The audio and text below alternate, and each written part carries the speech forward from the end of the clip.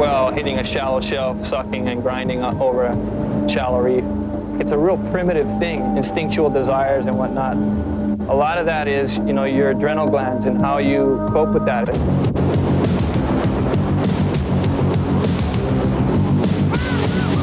Today and yesterday, I was tossed around in ways that I'm uncomfortable with because I'm uncertain of where I'm tumbling and how I'm falling through the turbulence.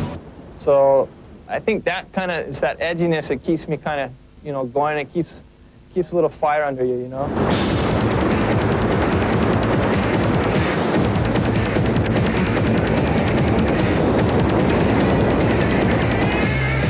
I've gotten into other sports when I was younger, like, some baseball and football and some of the common sports, but to me, they just seem so unidimensional.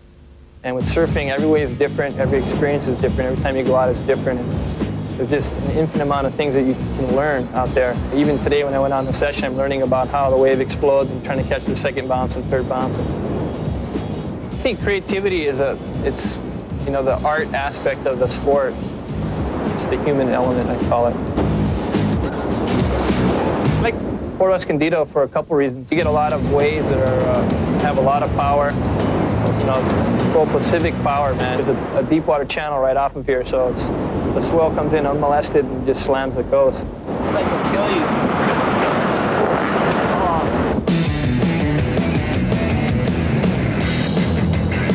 Powerful conditions work best for bodyboarding because it's a vehicle that works best at harnessing and redirecting speed rather than generating it like a surfboard.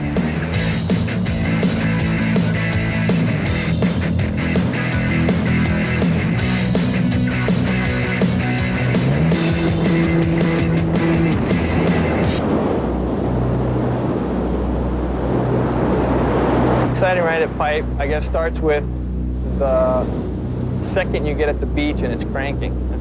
That immediately gets your adrenaline going because you immediately tune into the consequence of the action you're about ready to partake in. When you're actually out in the lineup and a big, huge peak comes towards you, it's a total rush. You turn around, you paddle for it, and you give it your 100% because anything less and you're going to get pitched onto the reef. There's a critical point from when you're under the power from the wave, the changes from your power to the wave's power, and then the transition to get into the chamber is, I think, the most key, the most critical part of the whole wave as far as I'm concerned, because how you get in there totally sets up the rest of the wave, and beyond that, it means the difference between, disaster and, elation.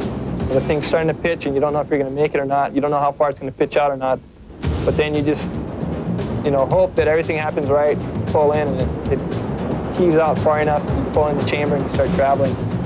And then there's a whole other sensation once you're in there and you're starting to travel through a pocket. You just become an extension of the wave.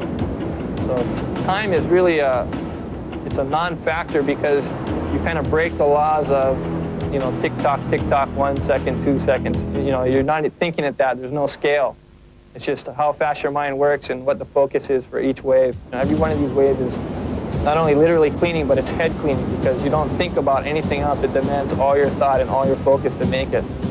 And when you do make it, if the thing blows out and you make it, it's a pretty incredible feeling. Boogie boards getting swallowed by the big tubes and spit out like an olive pick. After the break, I'm driving jet boats.